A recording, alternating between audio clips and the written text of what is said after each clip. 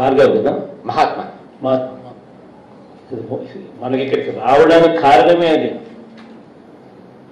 రావడానికి కారణం ఆర్థిక పరమైన సమస్యలు మాకు ఉన్నాయి, మీ సహాయ సహకారాలు మాకు కావాలి అని చెప్పి అర్థించడం కోసమే ఇవాళ ఇక్కడికి ఢిల్లీకి రావడం. ఆయన ప్రధానమంత్రి గారు, మనం ముఖ్యమంత్రి, మన ఆంధ్ర రాష్ట్రానికి మనం ఉండం, మనం మాట చెప్పాం, ఆ మాటలన్నీ కూడా నెరవేర్చాల్సిన బాధ్యత నాపై ఉంది.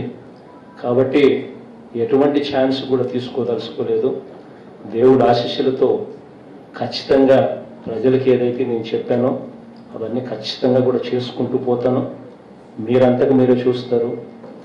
రాబోయే రోజుల్లో అన్నింటి మీద ఏమేం చేయాలనో, ఎప్పుడెప్పుడు ఏమేం చేయాలనో అన్నీ కూడా చేసుకుంటూ పోతాం.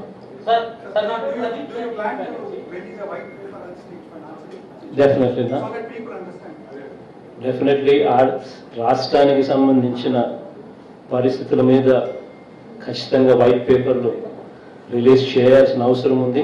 డిపార్ట్మెంట్ వైస్ రివ్యూలు తీసుకుంటూ ఆ రివ్యూల ఆధారంగా we will go ahead and start releasing white papers so that Andhra రాష్ట్ర ప్రజలకు కూడా పరిస్థితులు ఏమిటి అనే సంగతి కూడా తెలియాల్సిన అవసరం ఉంది. ఖచ్చితంగా తెలియజెప్పాల్సిన అవసరం కూడా మా మీద ఉంది.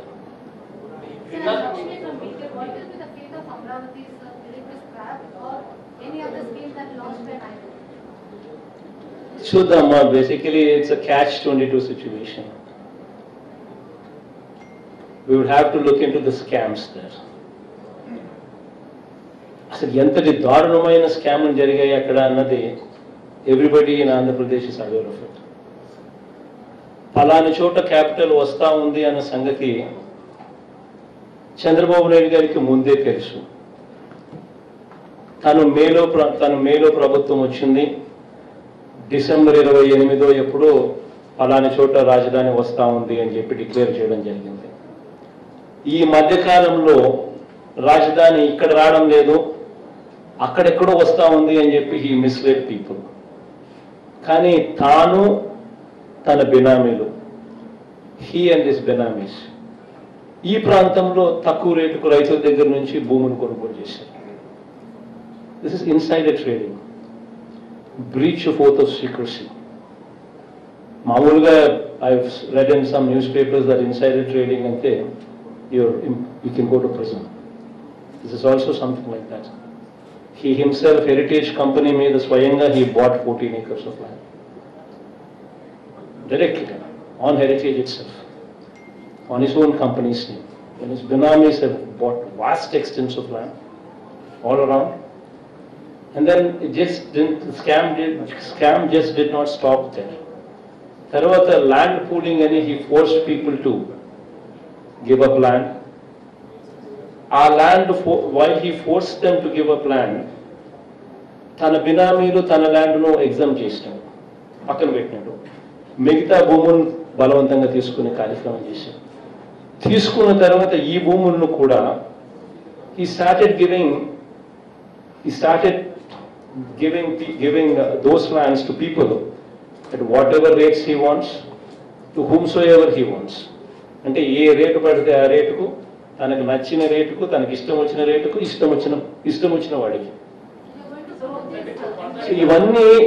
ఇవన్నీ ఇట్స్ నాట్ అ మామూలు స్కామ్ కాదు. It's got be a sensational scam.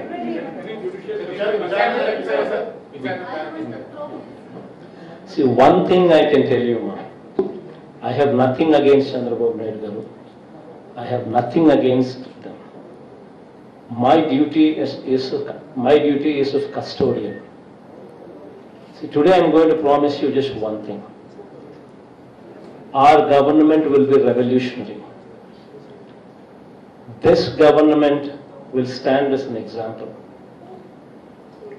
ఈ రోజు నుంచి within 6 months to 1 year, I will make sure that this government will stand as exemplary to the country. అంత రెవల్యూషనరీ ప్రాక్టీసెస్ తీసుకొస్తాం. కరప్షన్ అనేది ఎక్కడా కూడా లేకుండా చేస్తాం. This one thing I'm assuring you. we will clean up the system. మామూలుగా ఉన్నది cleaning up system. We will not only clean the system, we will show how the system is being cleaned. I will show you, this is the scam, this is the saving. మేము లేకపోయిందంటే ఇంతగా దోచుకోబడే పరిస్థితి ఉండేది. మేము ఉన్నాము కాబట్టి ఈ దోపిడీని ఆపగలిగాము అని చెప్పి ప్రతి ఇన్స్టెన్స్లో లాట్ ఆఫ్ మోడిఫికేషన్స్ తీసుకొస్తాం. We will bring in reverse tendering. Reverse tendering అంటే తెలుసు కదా? రివర్స్ టెండరింగ్ అంటే స్కామ్ పలానా చోట జరిగింది, పలానా వర్క్లో పలానా కాంట్రాక్ట్లో జరిగింది అని అంటే we will immediately identify that work, we will immediately cancel that work, we will increase the pre-qualification criteria so that more number of people can participate. ఎక్కువ మంది దాంట్లో పార్టిసిపేట్ చేసే పరిస్థితి తీసుకొస్తాం. తర్వాత we'll go for reverse tendering. ఈ rate కన్నా ఎవరు తక్కువ రేటు కోట్ చేస్తారో వాళ్ళకి ఇస్తానంట. So that if somebody quotes 20% less, then I can say this is the scam. Because YCP is in power, because YSR Congress Party power lo undi kabatti 20% migilindi. We will show everything, we will be transparent. Transparency level lo మామూలు stage నుంచి ఈ stage తీసుకొని పోతాం.